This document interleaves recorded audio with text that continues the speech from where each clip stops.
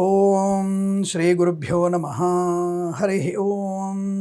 లక్ష్మీం క్షీరసముద్రరాజతనయాం శ్రీరంగదామేశ్వరీం దాసీభూత సమస్తదేవవనితాం లోకైకదీపాంకురాం శ్రీమన్మందకటాక్షలబ్ధైభవత్ బ్రహ్మేంద్రగంగాధరాం త్వాం త్రైలోక్యకుటుంబినీం సరసిజాం వందే ముకుందప్రియాం.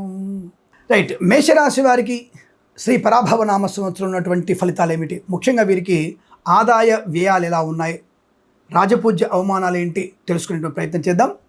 ముఖ్యంగా ఆదాయ వ్యయం ఎలా ఉంది? 11 ఆదాయం, ఖర్చు 5. రాజపూజ్య విషయంలో 2గా ఉంది, అవమానం పాళ్ళు ఎక్కువగా ఉంది.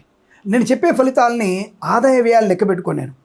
కంపల్సరీగా గ్రహాలన్నీ కూడా ఏ నక్షత్రం మీద ఉన్నాయి, ఆ నక్షత్రం యొక్క స్థాన బలము ఈ గ్రహాలకి ఎంతవరకు ఉంది, గ్రహాల యొక్క కదలిక ఎంతవరకు ఉంది అని చూసే ప్రయత్నం చేస్తాను.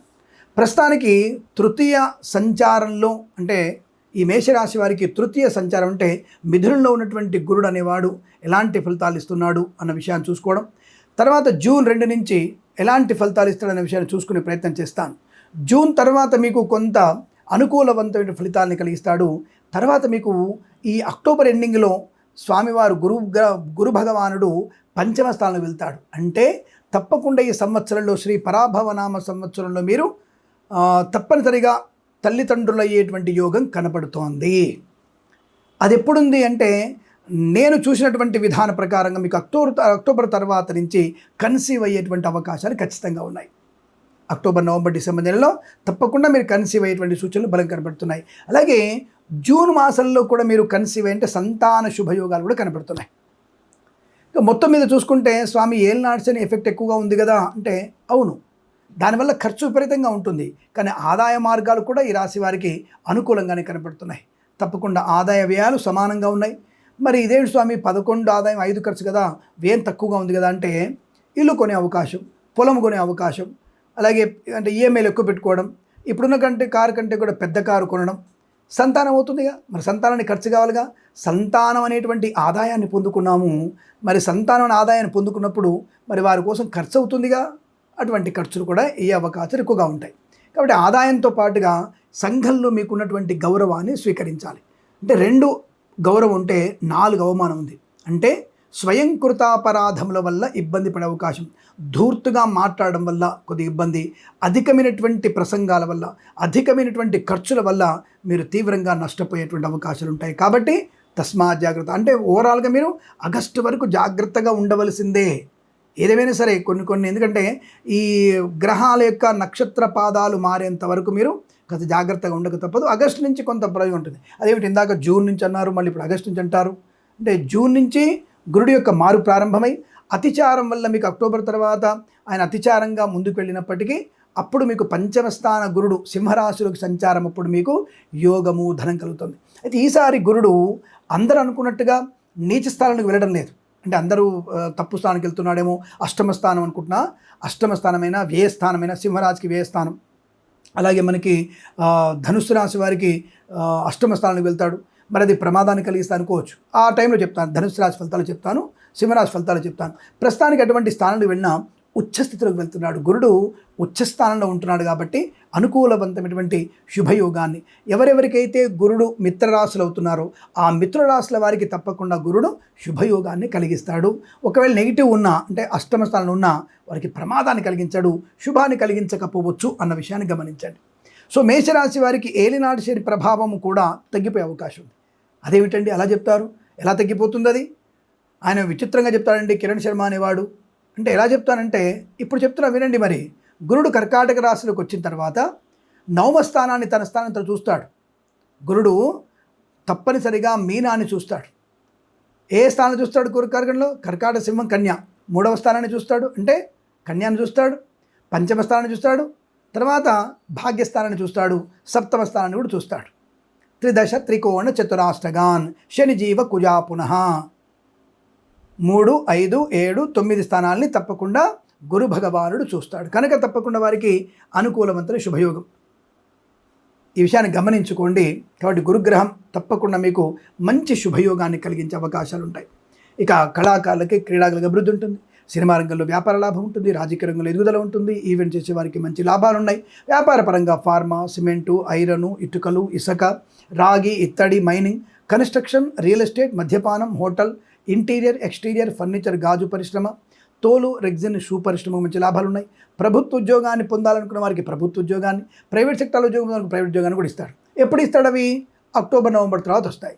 ఈ లోపలగా ధన నష్టాన్ని, వ్యవహార భంగాన్ని, తొందరపడతనాన్ని, అపవాదుల్ని, అవమానాల్ని, పని ఒత్తిడిని, లేనివే అవరోధాలు, ప్రయాణంలో నష్టాలు, వస్తువులు దొంగిలించబడడం, మీ సొత్తుని దొంగిలించుకునే అవకాశం, వంటింట్లో అగ్ని ప్రమాదం, గర్భ విచ్ఛిత్తి కూడా కారణమయ్యే అవకాశం ఉందండో, జాగ్రత్తగా ఉండండి. ఎందుకు? రాహు ప్రభావం బాలేదుగా, దానివల్ల ఇబ్బంది పడేటువంటి అవకాశాలు కూడా ఈ రాశి వారికి ఎక్కువ కనపడతాయి. కాస్త ఆగస్టు వరకు జాగ్రత్తగా ఉండాల్సిందే. జూన్ తర్వాత గురుడిచ్చేటువంటి యోగాలన్నీ కూడా ఆగస్టు తర్వాత నుంచి మీకు గురుగ్రహం యొక్క ప్రభావం అనుకూలంగా మారుతుంది. ఈ విషయాన్ని గమనించుకోండి. అలాగే ఈ గురుడు మీకు పంచమనికి వెళ్ళిన తర్వాత విపరీతమైనటువంటి మహారాణి యోగం కూడా కనిపిస్తుంది. ధనానికి లోటు లేదు, ఖర్చు కూడా లోటు లేదు, వస్తువాహన సౌలభ్యం కూడా ఉంది, గృహలాభం ఉంది. ఇంటి పట్టున అనవసరమైనటువంటి వాగ్వివాదాలకు తావివ్వకండి. భార్యాభర్తల మధ్య మూడో వ్యక్తి జోక్యం కూడా ప్రమాదాన్ని కలిగించే అవకాశాలు. అంటే ఇలా మిశ్రమ ఫలితాలుగా చెప్పబడుతోంది. దాదాపు అన్ని రాశుల వారికి అలాగే ఉంది. కారణం ఏమిటి? గురు భగవానుడు చారము, అతిచారము, ప్రయాణం వల్ల ఇవన్నీ కూడా ప్రమాదంలో పడే అవకాశాలు ఉన్నాయి. ఏ ఒక్క రాశికి పూర్తిగా బాగాలేదు, ఏ ఒక్క రాశికి పూర్తిగా నష్టం లేదు. 1-2 రాశులకి మాత్రం అల్టిమేట్ లాభాలు ఉన్నాయి. మిగతా 10 రాశుల వారికి కొద్దిగా నష్టాన్ని, కష్టాన్ని కలిగించే అవకాశాలు కనపడుతున్నాయి. మళ్ళీ బాగుందంటారు, బాలేదంటారు, నష్టం కష్టం అంటారు. అంటే 100 రూపాయలు ఇచ్చి 102 రూపాయలు ఖర్చు పెడతాడు. అది కష్టమా నష్టమా ఆలోచించండి. కానీ ఈ 102 రూపాయల్లో అనారోగ్యం నుంచి బయటపడేస్తాడు. ఒక వస్తువుని కొని పెడతాడు. ఒక 1 కోటి రూపాయల వస్తువుని 1,20,00,000 కొంటారు. కానీ ఆ వస్తువు మీద మీకు మక్కువ ఎక్కువగా ఉంటుంది. ఆ స్థలం మీదనో ఇల్లు మీదనో మక్కువ ఎక్కువ ఉండడం వల్ల అది కొంటారు. అంటే మీకు నష్టం వచ్చినా సరే ఆత్మసంతృప్తి కారకమయ్యేటువంటి అవకాశాలు ఉంటాయి. కనుక మీరు మంచి గృహలాభాన్ని, సంతాన యోగాన్ని, విద్యాలాభాన్ని, పోటీ పరీక్షల విజయాన్ని కూడా పొందుకునే అవకాశాలు కూడా కనబడుతున్నాయి. అలాగే ఈ టెక్స్టైల్ వ్యాపారంలో కాస్త జాగ్రత్తగా ఉండే ప్రయత్నాన్ని చేయండి. అలాగే రియల్ ఎస్టేట్ సంబంధించిన వ్యాపారస్తులు కూడా పెద్దగా గొప్పగా రాణించేటువంటి అవకాశం ఏం కనిపించట్లా. అంటే రియల్ ఎస్టేటు, కన్స్ట్రక్షను, మద్యపానం, హోటల్ వ్యాపారంలో కూడా పెద్దగా రాణింపేం లేదు. తటస్థమైన స్థితి మాత్రం కొనసాగుతుంది. 2025 కన్నా 2025 కన్నా మీకు ఏమైనా 26లో ఈ విశ్వావసనామ సంవత్సరం కన్నా పరాభవనామ సంవత్సరంలో చాలా లాభాలు వస్తాయనేది కొద్దిగా మీరు కలగరాల్సిందే పగటికలు తప్ప పెద్దగా ప్రయోజనం కలిగించే అవకాశం లేదు. ఎందుకంటే కొన్ని ప్రభుత్వాల యొక్క వాటి స్థితిగతులను బట్టి, ఆర్థికమైనటువంటి ఎదుగుదలను బట్టి, మీకు ఇచ్చేటువంటి పర్మిషన్ బట్టి ఉంటుంది. కాబట్టి పెద్దగా ఎదుగుదల లేదు. అలా అని చెప్పేసి డౌన్ఫాల్ కూడా లేదు. అంటే మీ వ్యాపారం నడుస్తుంది అని చెప్పవచ్చును. కొత్త కాంట్రాక్టులు, కొత్త వెంచర్లు స్టార్ట్ చేయడానికి కొంత సమయం తీసుకుంటే చాలా మంచిదనే విషయాన్ని గమనించుకోండి. ఇక ఫార్మా, సిమెంటు, ఐరను, ఇటుకలు, ఇసుక, రాగి, ఇత్తడి, మైనింగ్ వ్యాపారంలో కొంత లాభాన్ని పొందుకోవచ్చు. ప్రభుత్వ ఉద్యోగం కన్నా ప్రైవేట్ సంస్థల్లో పనిచేసే వారికి కొద్దిగా బెటర్. అదేమిటంటే ఏ వల్ల అనేక ఉద్యోగాలు పోతున్నాయి, కంగారు అవుతుంది, ఉన్న ఉద్యోగాలు పోతున్నాయి, ట్రంప్ ఆ దేశానికి రానివ్వట్లేదు, H-1B వీసాలు కష్టంగా ఉంది అనుకున్న వారికి తప్పకుండా అక్టోబర్ తర్వాత ఏ దేశానికైతే మీరు వెళ్ళాలనుకుంటున్నారో ఆ దేశానికి ప్రయాణం చేయవచ్చును. తప్పకుండా మీకు విదేశాల్లో కూడా అనుకూలవంతమైన శుభయోగాలు ఉన్నాయి. ఇక మరి వివాహాది నిశ్చయితాంబులాలు చెప్పండి స్వామి అని అడిగితే తప్పకుండా ఈ రాశి వారికి డిసెంబర్ తర్వాత నుంచి వివాహ యోగ్యత తప్పకుండా ఉంటుంది. అంటే వచ్చే మాఘమాసం లోపు మీకు వివాహం జరగడం అవకాశం ఉంది. అది కూడా ఎప్పుడు? మార్గశిర మాసం తర్వాత నుంచి మాత్రమే. మార్గశిర మాసం తర్వాత మాఘమాసం మధ్యలో, మాఘమాసం చివరికల్లా మీరు మంచి వైవాహిక జీవన ఆనందాన్ని పొందుకోవచ్చును. ఈ ఆగస్టు వరకు ఉన్నటువంటి భార్యాభర్తల మధ్య చిన్న గొడవలన్నీ కూడా రేపు అక్టోబర్ తర్వాత మీకు, అంటే ఆగస్టు తర్వాత మీకు సంపూర్ణమైనటువంటి వైవాహిక జీవనానందం, శుభకరణ సంతాన ప్రాప్తి, వస్తులాభము, వాహన యోగం ఉంటుంది. వైద్యులకి, వైద్య బృందాల వారికి, న్యాయవాదులు కూడా కలిసి వచ్చే అవకాశాలు, కళాకారులకి, క్రీడాకారులకు అభివృద్ధి, సినిమా రంగంలో కూడా దర్శక నిర్మాతలకి, నటీనటులకి గొప్ప అవకాశాలు ఉంటాయి. ఈవెంట్స్ చేసేవారు కూడా మంచి ఈవెంట్స్ లభించే అవకాశాలు ఉన్నాయి. సువర్ణ వజ్రాభరణ ప్రాప్తి ఉంటుంది. కుటుంబ తగాద నుంచి బయటపడతారు. ఆస్తి పంపకాల అనుకూలతలు ఉంటాయి. కోర్టు వివాదాలు మీకు ఈ అక్టోబర్ తర్వాతనే కోర్టు వివాదాలు సమసిపోయే అవకాశం, ప్రశాంతంగా ఉండగలిగే అవకాశాలు కూడా ఉంటాయి. అంటే ఏదైనా కేసులు ఇరుక్కున్నారు, మీ మీద అనవసరం కేసులు పెట్టారు, దాని నుంచి బయటపడడానికి అక్టోబర్ వరకు మీకు తప్పదు. ఇటు శని ప్రభావం, అటు గురుడి ప్రభావం రెండింటి వల్ల కూడా మీకు ఇబ్బందులు కలిగే అవకాశాలు ఖచ్చితంగా ఉంటాయి. ఆ తర్వాతనే మీకు ప్రశాంతత, కోర్టుల నుంచి విముక్తి కలిగే అవకాశాలు కూడా బలంగా ఉంటాయి. ఇతరుల ఆధీనంలో ఉన్నటువంటి మీ ఆస్తి పాస్తులన్నీ కూడా తప్పకుండా మీ చేతికి అందే అవకాశాలు కూడా కనపడుతున్నాయి. ఇక వృత్తి ఉద్యోగాల లాభాలు ఉన్నాయి. ఇక విద్యార్థులకి ఈ మార్చి నెలలో రేపు వచ్చేటువంటి ఉగాది తర్వాత వచ్చే మార్చి నెలలో పరీక్షలు ఏమైనా ఉంటే కాస్త మేధా సూక్త పారాయణం, సరస్వతి అమ్మవారిని ఆరాధన చేయడం వల్ల కొంత బెటర్ పర్సెంటేజ్ పొందుకుంటారు. అదే మే జూన్ తర్వాత జరిగేటువంటి పరీక్షలు ఏమైనా ఉంటే మాత్రం కఠినమైన సవాళ్ళు ఎదుర్కోక తప్పదు. పూర్తి అంటే పుస్తకం పైన దృష్టి పెడితే మీకు మంచి లాభాలు ఉంటాయనే విషయాన్ని గమనించండి. బట్ ఏదేమైనా విద్యలో రాణింపు ఉంది. ఇక అక్టోబర్ తర్వాత తప్పకుండా మీకు ప్రతి పరీక్షలో విజయం, విదేశీయానం, విద్యా ఉద్యోగ వ్యాపార అభివృద్ధి, ప్రమోషన్లు, ఇంక్రిమెంట్ పొందుకునే అవకాశాలు, ఆరోగ్య లాభం, ఆనందకరమైన ప్రక్రియ ఉంటుంది. ఆగస్టు వరకు మాత్రం అనారోగ్య స్థితి కూడా ఎక్కువ కనబడుతుంది. అందుకే మిశ్రమైనటువంటి ఫలితాలు కనబడుతున్నాయనే విషయాన్ని గమనించుకోండి. మరి రైతులకు ఎలా ఉంది స్వామి అని అడిగితే పూలు పళ్ళు కూరలు పండించే వారికి, వరి పండించే వారికి కూడా కొంతవరకు లాభం ఉంది.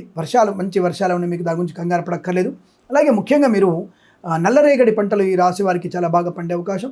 పూల వ్యాపారం బలంగా ఉంటుంది, మొక్కజొన్నలు కూడా బాగా ఉంటాయి, పొద్దుతిరుగుడు పువ్వులు కూడా మీకు బాగా పండించే అవకాశం ఉంటుంది. ఇటువంటి పంటలు మీరు తప్పక పండించవచ్చును, లాభాన్ని పొందుకుంటారు. నల్ల నువ్వుల వ్యాపారం కూడా లాభాన్ని పొందుకునే అవకాశాలు బలంగా ఉంటున్నాయి.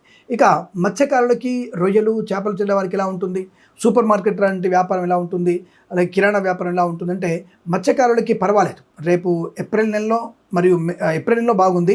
తర్వాత జూలై నెలలో మాత్రమే మత్స్యకారులకి బాగా ఉంది. తదుపరి అక్టోబర్ నవంబర్ నెలలో మత్స్యకారులకి బ్రహ్మాండమైనటువంటి మత్స్య సంపద పొందుకునే అవకాశాలు ఉన్నాయి. రొయ్యలు, చేపలు చెల్లే వారు కూడా లాభదాయకమైన స్థితే బ్రహ్మాండం కనబడుతోంది, అనుకూలమైనటువంటి ఫలితాలుగా చెప్పబడుతోంది. అలాగే కొత్త వస్తువులు కొనుగోలు చేసే అవకాశం ఉంది. వాహనం కానీ, ఇంకేదైనా వ్యాపార రీత్యా ట్రాక్టర్ కానీ, ఇతరత్ర ఏమైనా పెద్ద వాహనాలు కొనుగోలు చేసే అవకాశం ఉంటే మీరు సెప్టెంబర్ నెలలో మీరు కొనుగోలు చేస్తే కొంతవరకు మీకు సౌలభ్యవంతమైన శుభస్థితిగా చెప్పబడుతున్న విషయాన్ని గమనించుకోండి. అలాగే ఈవెంట్ చేసేవారికి విదేశాల ఈవెంట్స్ కన్నా స్వదేశంలో ఈవెంట్స్ బలంగా ఉంటాయి. కళాకారులకు అభివృద్ధి ఉంటుంది. దర్శక నిర్మాతలు కూడా మంచి లాభాలు పొందుకునే అవకాశాలు, డ్రైవర్లకి, పెయింటర్లకి, ఎలక్ట్రీషియన్స్కి కలిసి వచ్చేటువంటి అవకాశాలే పుష్కలంగా కనబడుతున్నాయి. తప్పకుండా శ్రీ పరాభవనామ సంవత్సరంలో కొంతవరకు మీరు ఆశించిన స్థాయి ప్రయోజనాన్ని పొందుకోవడానికి కొంత ఓపికగా ఎదురు చూసినట్టయితే చాలా బాగా ఉంటుంది. ఆటోమొబైల్, ఎలక్ట్రానిక్, ఎలక్ట్రికల్, విద్యాలయ, వ్యాయామ, చిట్ ఫండ్, ఫైనాన్స్ వ్యాపారంలో కూడా కాస్త అనుకూలంగా ఉంటుంది. అలాగే ముఖ్యంగా ఈ share market, speculation, communities, crypto currency, bitcoins, లాటరీల మీద మీరు ఆధారపడి వ్యాపారం చేసేవారు కానీ, అటువంటి దాంట్లో పెట్టుబడి పెట్టేవాళ్ళు దీర్ఘకాలికమైన పెట్టుబడి పెడితేనే మంచిది. ఆ విషయాన్ని గమనించుకోండి. కమ్యూనిటీస్ కూడా మీరు దీర్ఘకాలిక పెట్టుబడి పెడితేనే మంచిది అన్న విషయాన్ని గమనించుకోండి. బట్ ఒకవేళ డే ట్రేడింగ్ ఆడాలనుకుంటే అక్టోబర్, నవంబర్ నెలలో మీకు లాభం, ఏప్రిల్ నెలలో కాస్త లాభాన్ని పొందిన అవకాశం. తదుపరి వచ్చే సంవత్సరంలో, ఈ ఆంగ్లనామ సంవత్సరంలో ఫిబ్రవరిలో మీరు అటువంటి డే ట్రేడింగ్ కనుక మీరు పెట్టినట్టయితే లాభాలు పొందుకునే అవకాశాలు ఉంటాయి. ఇంట్లో మాతాపితృల సౌఖ్యము, వివాహయోగము, సంతాన ప్రాప్తి, ఆనందకరమైనటువంటి వ్యాపార లాభాలు కూడా బలంగా ఉన్నాయి. అలాగే విదేశాల్లో కూడా మంచి విద్యా, ఉద్యోగ, వ్యాపార లాభాన్ని పొందుకోవచ్చు. కానీ శ్రమాధిక్యతని అంటే పెద్దగా సునాయాసవంతమైనటువంటి విదేశానం లేదు. విదేశాలు ఉన్నవారు స్వదేశానికి వచ్చి మళ్ళీ విదేశాలు వెళ్ళగలిగే వీసా సౌలభ్యం ఈ పరాభవనామ సంవత్సరం కష్టంగానే ఉంటుంది. కాబట్టి అక్కడే తటస్థంగా ఉండి ప్రయత్నం చేసి తర్వాత మీరు ఇక్కడికి వచ్చే ప్రయత్నం చేయండి. విద్య పూర్తి చేసుకోండి. అలాగే భారతీయులు భారతదేశానికి వచ్చి మీరు వ్యాపారాన్ని, వృత్తిని, ఉద్యోగాన్ని చేసుకుంటే మన దేశీయ సంపద బాగా పెరుగుతుంది. మన దేశానికి ఉన్నటువంటి సంస్కారాన్ని ఇంకా నిలబెట్టబడవుతారు. విదేశాలు ఎంతవరకున్నా మనం బానిసల్లాగానే ఉండాలి. స్వదేశంలో మహారాజులాగా, మహారాణులాగా ఉండే అవకాశాలు బలంగా ఉంటాయి. ఈ విషయాన్ని గమనించుకునే ప్రయత్నం చేస్తే మీకు చాలా మంచిది. ఏదేమైనా వ్యాపారపరంగా, వృత్తిపరంగా, కిరాణా వ్యాపారం, సూపర్ మార్కెట్ వ్యాపారం కూడా లాభాలు పొందుకునే అవకాశం.